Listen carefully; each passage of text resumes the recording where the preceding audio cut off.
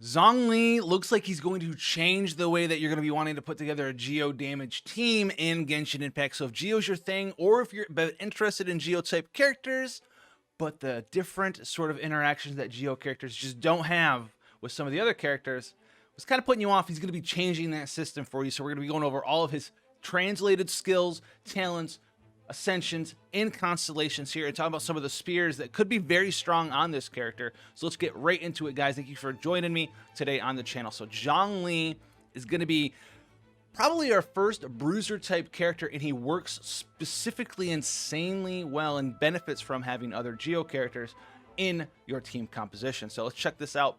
Zhongli, polearm character, obviously.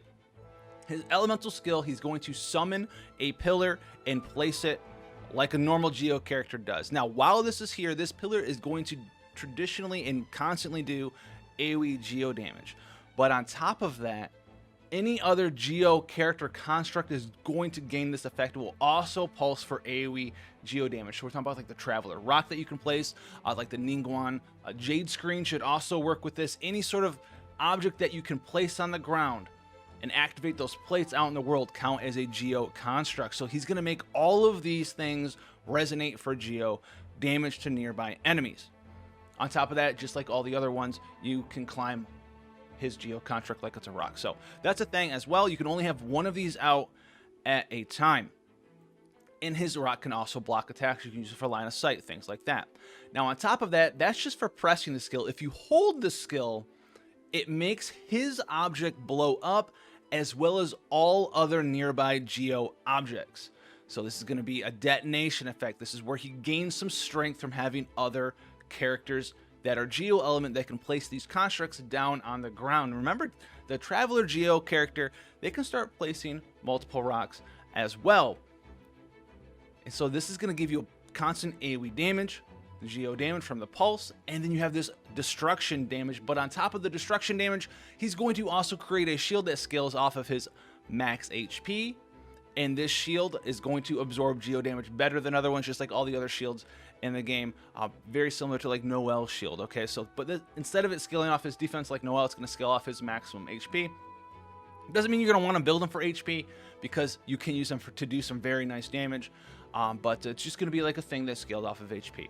Now, on top of that, we have his Elemental Burst. You guys have seen it. He calls down the giant meteor, and it deals damage. It's got a pretty large multiplier on it on top of that, and it also brings a special effect to Genshin Impact called Petrify. Now, the Petrify state is going to do something very simple, and it's going to do it for 2 seconds. All right, petrified enemies will not be able to move. This does not affect extremely large monsters, right? Like, you're not going to be able to take off boss monsters and be like, I'm going to petrify you, Dvalin. Not going to happen there. But what it also does is it also keeps them, it increases the damage that they take by physical damage as well as Geo damage by 20%. So that's going to be his three different skills there. He does have the traditional, you know, he's got the polearm. He attacks pretty fast because polearms attack very fast, which lends him to using some of the stronger polearms for attacking damage in the game on top of that. But we'll get to that. Let's not get ahead of ourselves. On top of that, we also have his Ascension. Zhongli's shield from his elemental skill that you gain, right, from the self-destruct. Every time you take damage with that shield on, the shield will grow in strength. There's that shield strength increase stat in the game that's not very easy to get. You will gain 5% of that stat every time you take damage, and this goes up to a max of 5 stacks, so you get 25% damage reduction while that shield's going on. So very strong damage reduction there as well. Now his Ascension level 4 also makes his Elemental Burst dealing additional damage equal to 20% of his maximum HP. This one's okay. I think some people have seen this one and are getting super hyped on it. It's just going to do 20% of his max HP as damage. It's not going to make it like scale super crazy. For this to do a bunch of damage, right? If you wanted to get like an additional 20,000 damage, which would be insane, your Zhongli would have to have 100,000 HP. So that's, you know, that's not going to happen. So that a second one, not the craziest one in the world. His utility passive, 15% of minerals used to craft polearms are going to be refunded. This is very similar to the Diluc passive that's in the game right now. And the Diluc passive obviously is for claymores. So we have the Diluc passive of polearms now. Now his constellations are very interesting. So his first constellation is going to create 2 constructs instead of 1. This is very strong, right? More barriers that you can use to block things. Another thing to blow up with self-destruct, as well as another thing that's going to be irradiating that AoE geo damage on top of that.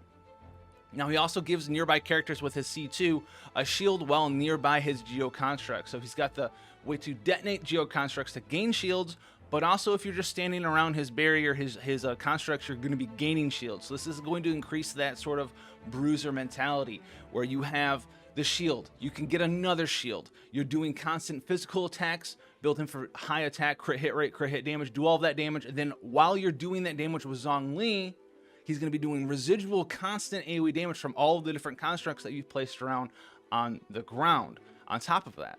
So you've got this sort of like, if you think of it like a lot of characters, right? A lot of you guys out there use like Zhongling's ultimate, where it kind of like floats around and just like, okay, you swap Zhongling out and the Pyro Bill floats around, does damage. Think about that. That's kind of how Zhongli, whatever, same thing, is going to be doing this damage. He's going to have all these things out there just pulsing damage while other characters are doing damage, or he's doing damage. So very cool stuff there. His C4 increases his ultimate AoE range by 20% and extends the duration of Petrify by an additional 2 seconds. So the immobility is extended and the damage percent increase is extended as well. And his C6 is very interesting because it lets him do something else that he wasn't able to do before. And this is while his shields are in effect, 40% of the damage you would receive, or you do receive to the shield, is converted into a restoration, and this restoration cannot be more than 8% of your max HP. Now that's a tentative translation. There's a little things that could be different there because it says 40% of the damage received to the shield is converted into health. So if I take 1,000 damage and the shield was going to absorb 1,000, does the shield only take 600 and then I heal HP 400? So it makes the shield even stronger than before because, well, the shield actually doesn't take as much damage. Or does the shield still take the full 1k? Do I get healed for 400 on top of that, or is the shield only taking 600? I'm getting healed on top of that, which would be insane if you have that, because that shield's going to be getting stronger, healing you, and the shield's going to last longer because not only is it getting that strength increase from his Ascension passive, but it's also not taking as much damage from the C6, as well as the 8% recovery. Is that per hit? Is that per shield?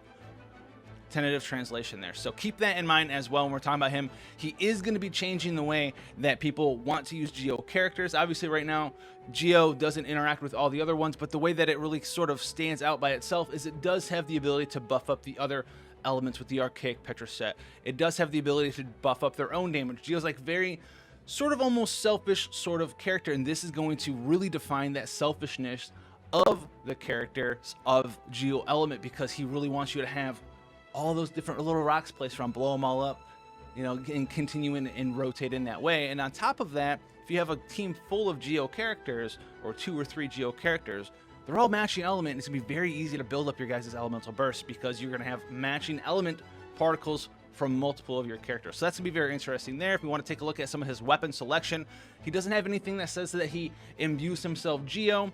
So a lot of his, you know, his normal attacks and charge attacks, they should only ever be doing physical damage there. And if that's going to continue to be the case, Skyward Spine, if you guys have that thing, that's going to be an okay thing. If you want to have more utility on him, if you want to have more elemental bursts for that Petrify effect, that 20% damage increase for Geo damage as well as physical damage, because remember, you throw that thing down, you have all your stuff placed, you blow it all up, 20% increased damage. That's going to give you energy recharge, which is an okay secondary stat. High attack here on the Skyward Spine. It's going to increase your critical hit rate as well as your normal attack speed. So very strong weapon there. The Primordial Jade Wing Spear here is going to be even more damage for him because there's no utility here. It's just all damage, just crit hit rate. So that's going to make it easy for you to do crit hit rate, crit hit damage. On top of that, you get a stack and attack bonus. And when you hit max stacks, which is 7 stacks, which is not that hard to do on a spear user, you get skill damage increased on top of that. So you're going to have this crit hit rate weapon with a bunch of attack on hit those max stacks, and then skill damage on top of that. So that's also very powerful. And on top of that, remember, guys, we have the old ones as well. We have the Crescent Pike. Now, this one's physical damage bonus, so it's not going to affect your elemental burst. It's not going to affect your elemental skill or the detonations of your elemental skills there. But the Crescent Pike is still an incredibly powerful weapon. If you guys haven't been using Zhongli as your main damage dealer, you've probably been using this one. We've talked about it in the Zhongli guide. It gives you physical damage bonus, so that should be affecting his normal and charge attacks there.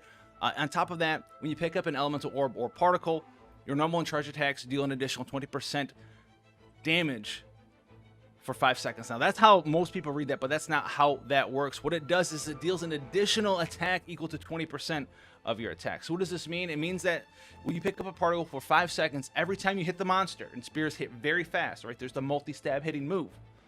Every time that happens, you're going to be doing an additional damage proc. So it's like you're doing a weaker attack. Most of your attacks, especially the multi-hit ones and the spear users, you hit like 4 times, right? And it's like 40% ratio. This is going to be an additional 20% ratio on each of those individual hits. So it's very powerful. It can create scales off your crit hit rate, your crit hit damage, your physical damage bonus, all of that stuff. So any of those traditional pole arms that increase just your damage capabilities, your crit hit rate, your attack percent, your skill damage, your physical damage, if you want to build him for a big bulky bruiser, a bunch of HP crit hit rate, crit hit damage, physical damage, going to be good to go there. And you can even maybe sneak some geo damage in there if you want to.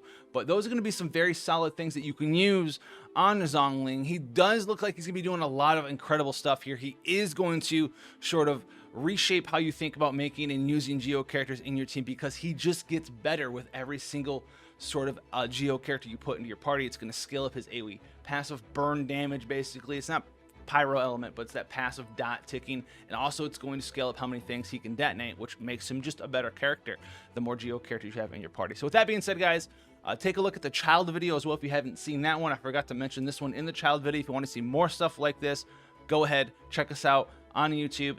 Stay safe out there, guys, and I'll see you guys in the next one.